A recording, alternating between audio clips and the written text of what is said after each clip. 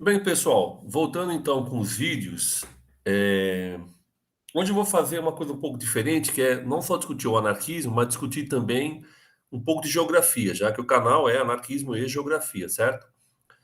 E aí eu vou tentar então fazer uma análise das manifestações que aconteceram em 2013 e no início do século XX, principalmente no período da década de 10, 1913, 1917, com relação a quem pertence a cidade.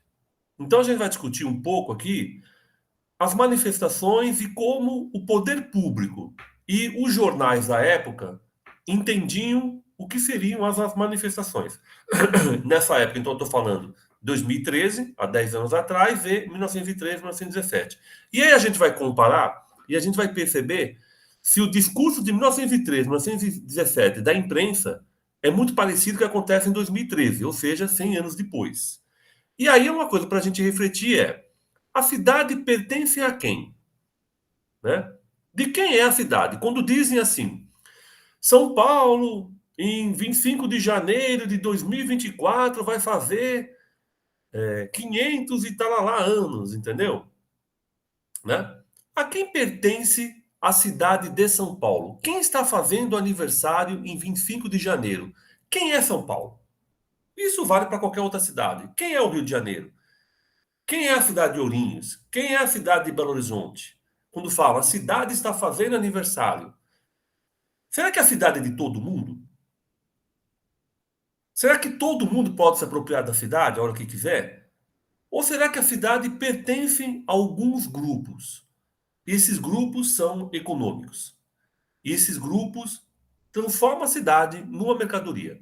Então a gente vai pensar de quem é a cidade a partir do discurso de alguns jornais em 2013, vamos comparar com 1913 e 1917 e vamos falar um pouco, né, também, como é que os anarquistas pensavam tudo isso que estava acontecendo no início do século XX, ok? E aí depois eu vou discutir mais as manifestações, no sentido geográfico dela, nas estratégias que aconteciam no início do século XX para a gente comparar com as estratégias em 2021 e 2013, ok?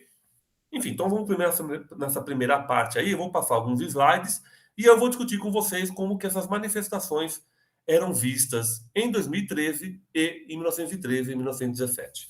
Então vamos lá. Então eu coloquei aqui, afinal de contas, a cidade é de quem? Então eu coloquei uma imagem aqui da ocupação da Paulista, né, em, 1913, em 2013, e uma manifestação de ocupação de 1917, mostrando então ocupações de ruas acontecendo num período aí de 100 anos. Então, em junho de 2013, eu vou pegar o editorial da Folha, né, que está falando um pouco das manifestações, e ele vai dizer: sua reivindicação de reverter o aumento da tarifa de ônibus e metrô de 3 para 3,20, abaixo da inflação, é útil assinalar, não passa de pretexto e dos mais vis. São jovens predispostos à violência por uma ideologia pseudo-revolucionária que buscam tirar proveito da compreensível irritação geral com o preço pago para viajar em ônibus e trens superlotados. É hora de pôr um ponto final nisso. Prefeitura e polícia militar precisam fazer valer as restrições já existentes para protesto na Avenida Paulista, em cujas mediações estão 7 grandes hospitais. Então a Folha de São Paulo estava reclamando das manifestações, né? Foi nesse período que teve uma manifestação que houve um conflito. E aí ela está dizendo o seguinte: olha, está na hora de dar um basta nisso. Não pode a cidade ser tomada pelas manifestações, ok? E aí, o que ele está dizendo é que a Avenida Paulista, né, não pode ter ocupação, já que lá tem 7 grandes hospitais. A bem da verdade é, se lá tem 7 grandes hospitais, por que tem uma grande manifestação no final do ano, que é a manifestação feita pela Rede Globo, onde vão artistas cantar, fazer suas festas e assim por diante. E nessas manifestações, né, os doentes ficam como? Eles ficam lá dentro dos hospitais ouvindo as músicas, ou eles descem também, né? Então, imagino lá embaixo as pessoas com soro, andando na rua, lá e dançando junto com o cantor que está no palco. É isso que acontece? Ou seja, manifestações não podem haver na Paulista, de pessoas reclamando, professores e outras categorias, mas fazendo a Rede Globo cantar ali com seus artistas pode? Os doentes não vão se preocupar? Então, vamos pensar sobre isso. E aí, continua. Aí um leitor escreve lá na época, né, sobre as manifestações, ele vai dizer: o que as vidraças de banco têm a ver com o aumento de ônibus? Nada. Mas tem a ver com o ódio que domina a cabeça dos vândalos, se manifestando, que são todos doutrinados pelo ódio que os intelectuais marxistas que dominam nas universidades, da onde vem a maioria dos vândalos, enfiaram na cabeça deles. Concordo parcialmente, porque trata-se de bando de bananeiros e arruaceiros, muitos desocupados, que abusam do direito em detrimento do direito de outros, e são apoiados pela conivência de pessoal convidando internautas para contribuir. Vaquinha no jargão popular, para pagar a fiança dos detidos. O exercício pleno da democracia e da cidadania impõe limites, e resume-se que o seu direito vai até onde esbarra no do outro. E isto está ocorrendo e tem de ser combatido com rigor. Então, os leitores, né, estão reclamando da manifestação a partir daquilo que a Folha está dizendo. Né? Dizendo, inclusive, que são intelectuais marxistas que fazem a cabeça desses jovens que estavam nas ruas. Bem, continuando, o Estado de São Paulo, no mesmo dia 13/6, vai dizer: chegou a hora do basta. No terceiro dia de protesto contra o aumento da tarifa dos transportes coletivos, os bardeneiros que o promovem ultrapassaram ontem todos os limites. E daqui para frente, ou as autoridades determinam que a polícia haja com maior rigor do que vem fazendo, ou a capital paulista ficará entregue à desordem, o que é inaceitável. Durante 6 horas, numa movimentação que começou na Avenida Paulista, passou pelo centro, em especial para a Praça da Sé e o Parque Dom Pedro, e ela voltou, os manifestantes interromperam a circulação, paralisaram vasta área da cidade e aterrorizaram a população. Prestem atenção como eles apontam as manifestações de rua. Aterrorizaram, vândalos, criaram problemas. Né? Ou seja, o que eu estou entendendo? A cidade está sendo dominada por pessoas que não deveriam estar nas ruas, deveriam estar nas suas casas, deveriam estar trabalhando, deveriam estar, né, promovendo algo pacífico dentro da cidade. Eles estão criando um problema na cidade. Né? A cidade não pode ficar à mercê deles, por quê? Porque a cidade tem uma forma de funcionar. E você vai lá e criou um problema nessa forma de funcionar da cidade. Isso em 2013, ok? E o leitor do Estadão também eu peguei e vai dizer: a cidade de São Paulo está sendo vandalizada por arruaceiros que destroem tudo por onde passam. Destroem tudo por onde passam e levam caos ao trânsito já horrível da cidade. Eles protestam contra o aumento de 20 centavos na tarifa do transporte público. Aqueles estudantes que tomam 2 ônibus por dia quando vão para a aula terão um aumento de R$ 12 em sua despesa mensal. Será que isso abalará seu orçamento? Será que terão de tomar 3 chopes a menos a cada mês? Ou seja, ele está meio que dizendo que eles não querem o aumento porque eles querem beber. Tipo, os estudantes são bêbados, só gostam de beber em vez de estudar. Há décadas, os movimentos estudantis usam o aumento de tarifa para mobilizar as massas que eles utilizam para fazer sua política interna, muitas vezes a serviço de partidos políticos. E nossas autoridades têm se mostrado impotentes para conter a turba. Pobres estudantes, usados e abusados por lideranças profissionais. Pobres cidadãos paulistanos, que não têm quem os defenda. Então, ele continua, né? Dizendo: olha, os estudantes manipulam, são manipulados e assim por diante. Ok?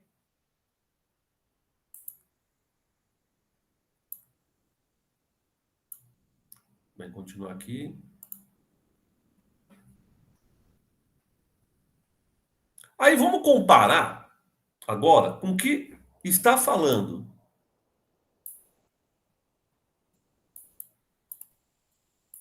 os jornais sobre as manifestações de 1913, 1917. Ok? Então vamos lá.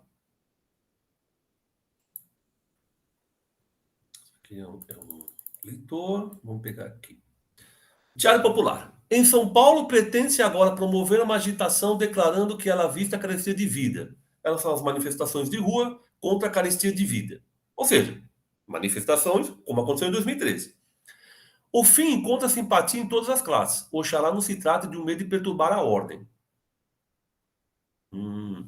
Pode haver censura caso ela degenere em agitação política desordeira ou em expansão de doutrinas demolidoras. A Folha fala de ideologias pseudo-revolucionárias. E nesses dois últimos casos, o louvor passará a pertencer ao poder público.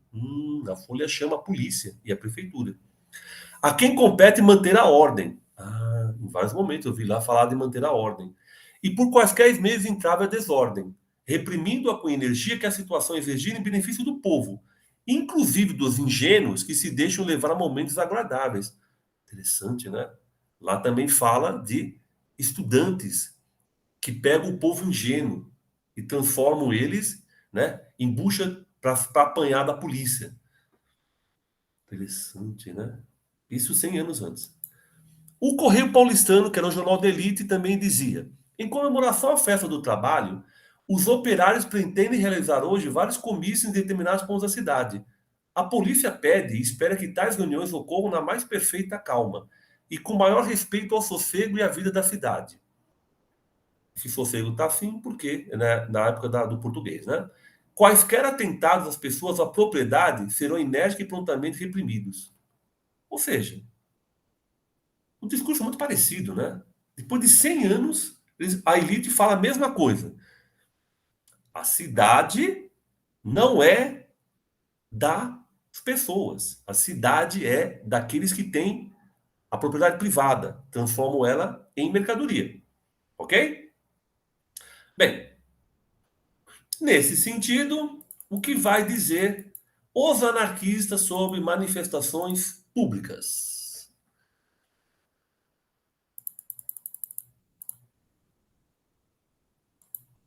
Vamos ver onde estão os anarquistas. Coloquei aqui. Aqui.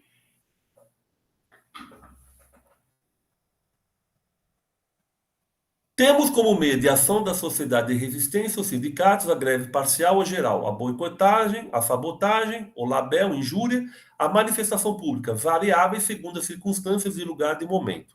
Então, os anarquistas dizem: olha, a gente se utiliza da manifestação pública enquanto um instrumento de ação na cidade. Por quê? Porque nós defendemos a ação direta, a autogestão, o antiparlamentarismo e o antiestatismo. Ou seja, nós não acreditamos no parlamento, logo, as ruas são o único mecanismo que nós temos para mostrar a nossa indignação. Só que tem um problema. Qual que é o problema? A elite entende que a cidade não são. Na cidade não é das pessoas, a cidade é dela. Porque dela faz uma mercadoria. Usa a cidade para ganhar dinheiro. Logo, eu não posso criar um mecanismo de confusão na cidade, porque isso vai fazer com que o lucro deles diminua. E aí, pessoal, o que é interessante nisso tudo? É como também os anarquistas entendem a greve, a manifestação e a cidade. E o jornal Germinal vai comentar o seguinte: no dia 20 do mês passado, a Liga Popular contra a Carecia de Vida tentou verificar vários comícios e uma grande manifestação no centro da cidade para protestar contra a carecia de vida e a lei de expulsão. Essa lei de expulsão é uma lei que expulsava imigrantes ligados ao movimento dos trabalhadores, porque eram italianos, né, uma boa parte, né, e aí eles expulsavam mesmo o cara sendo casado com brasileiro e tendo filho brasileiro. A Constituição garante todas as liberdades, mas essas liberdades têm um certo limite, pois não permite que se chegue ao abuso nem à alteração da ordem. Os corretos funcionários da polícia, que é uma ironia, né, paulistana, entenderam que tal manifestação no centro da cidade, no bairro burguês, constituiria um abuso e, com a manutenção da ordem, dá direito a proibir qualquer ato público ou particular, mesmo sem pretexto. Tanto a manifestação como os comícios foram obstados pelas autoridades. Primeiramente, a manifestação central foi proibida, permitindo-se o comício nos bairros, dando-se a entender que as ruas centrais não são públicas, pertencem aos senhores. Se querem fazer comícios, façam lá na sua terra. Só que você entende perfeitamente o que está acontecendo em 1900, aqui eu coloquei 2013, mas é 1913. Entende perfeitamente o que está acontecendo. Você pode fazer manifestação no seu bairro. Quando você vai para o centro da cidade, vai para a Avenida Paulista, você entrou no bairro que não é seu. Você entrou no bairro que pertence à elite. No bairro, como diz aqui, burguês. Por isso, você vai correr o risco de apanhar, de sofrer repressão, de ter que pedir autorização. Ter que pedir autorização. Por quê? Porque a gente entende que a cidade não pertence à população, pertence a uma elite econômica que a utiliza como se fosse uma mercadoria. Ok? Então eles estão dizendo aqui, vai fazer comício lá na sua terra, por quê? Você pode fazer manifestação lá no Capão Redondo, no Grajaú, na Vila Nova Cachoeirinha, em Guaianazes, em São Mateus, mas não vem fazer aqui no centro, em Higienópolis, na Avenida Paulista. Por quê? Porque aí você não está na sua terra, você está na minha terra. Você está no meu espaço. E eu não quero você aqui. E aí eu dou uma desculpa. Ah, não pode na Paulista porque lá tem hospitais. Ah, se lá tem hospitais, porque então, como eu estava dizendo, tem várias outras manifestações acontecendo lá. Que não são manifestações que trazem, segundo eles, transtorno para a cidade. Porque, no fundo, eles definem quem deve ou não estar nesse espaço. E a classe trabalhadora não deve estar na Paulista, a não ser trabalhando, ok? Fazendo protestos que faça lá no seu bairro. Isso é tão interessante que quando o Maluf, Paulo Maluf, foi prefeito da cidade de São Paulo, ele queria transformar o autódromo de Interlagos no protestódromo. A pessoa ia fazer protesto no autódromo de Interlagos. Essa é a ideia dele. Quase vingou. Imagina as manifestações no autódromo de Interlagos. Ficava andando lá e ninguém ficava sabendo, e ficava todo mundo com bandeira gritando: Fora Maluf! E todo mundo lá dentro. E ele falou que assim era melhor, por quê? Porque não atrapalhava a vida da cidade. Então é uma coisa para a gente pensar, né? A cidade pertence a quem? A cidade pertence a uma elite que tem, né, ela como uma mercadoria. Então, quando chegarem e falar dia 25 de janeiro é aniversário da cidade de São Paulo, não se sinta fazendo aniversário, porque você não pertence à cidade. A cidade é daqueles que têm dinheiro e a transformam num objeto de lucro. Beleza, então, pessoal? Então era isso que eu queria demonstrar para vocês. E o próximo vídeo eu vou continuar nisso, né? Mostrar como é que os anarquistas entendem essas questões e como é que eles se organizam na cidade para fazer as suas manifestações. E aí pode ser uma forma de a gente pensar como isso acontecia e como isso pode acontecer na nossa realidade, na nossa atual realidade. Então, um abraço a todos e a todas e até o próximo vídeo.